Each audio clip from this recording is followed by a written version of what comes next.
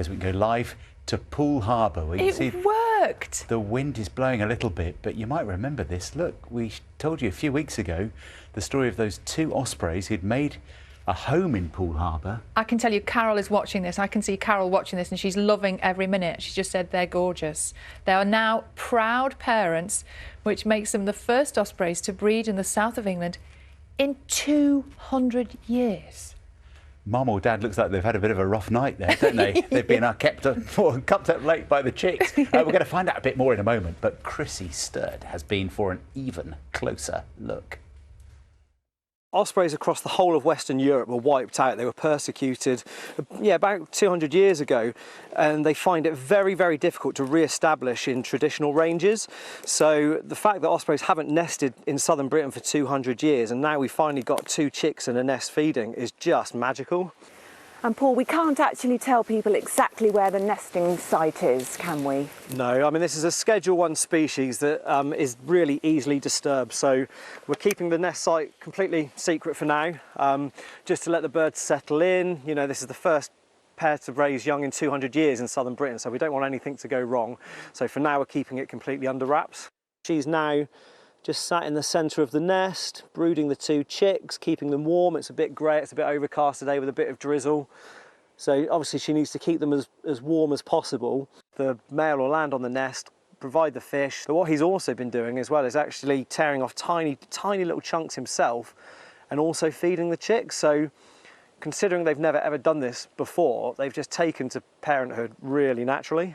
Yeah, she looks very content on there, very relaxed. Yeah, well, the area that they're in is really nice and quiet. There's no disturbance, and that's what ospreys need. They need absolutely no disturbance at all. What does this mean for the population in this area moving forward? It's a great question, because there's a osprey conservation recovery plan for actually the whole of Western Europe. So this is just a tiny piece of the jigsaw. So by re-establishing ospreys on the south coast, it helps link up the other smaller fragmented populations across Western Europe. And this is a big moment for you personally. You know, you've got a lot invested in this project. Yeah, I've grown up in Poole Harbour. I've been fascinated with, local ecology my whole life. So to finally see a species that was once extinct return, it's a huge achievement. You know, when we're all kind of bombarded with information about biodiversity crisis and climate change and species loss, to see some positive environmental change with species returning, I think it's what everyone needs at the moment. Gorgeous. That's absolutely right, isn't it? That's the news that we all need. That report there from Chrissy Sturd. We can speak now to Brittany Maxted, the Osprey Project Manager at the Birds of Poole Harbour charity. Morning, Brittany. This is the nicest news. Tell me how you think the chicks are doing.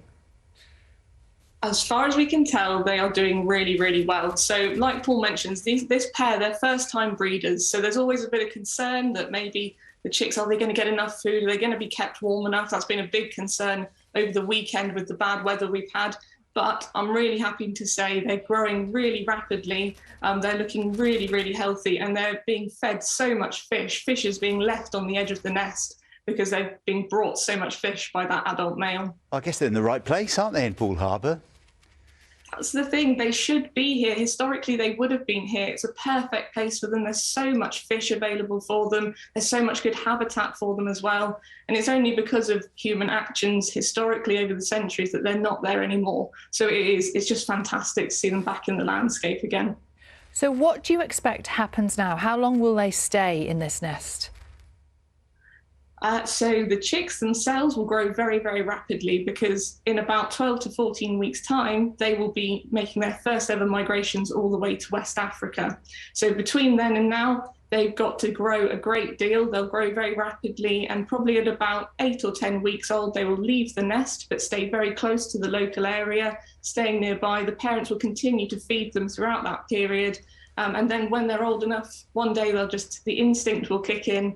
They'll fly up into the sky and be on their way, hopefully to return in a couple of years' time. And what's your plan then? I mean, are you going to be able to sort of tag them or follow them? Will you know where they've gone, or is that not feasible?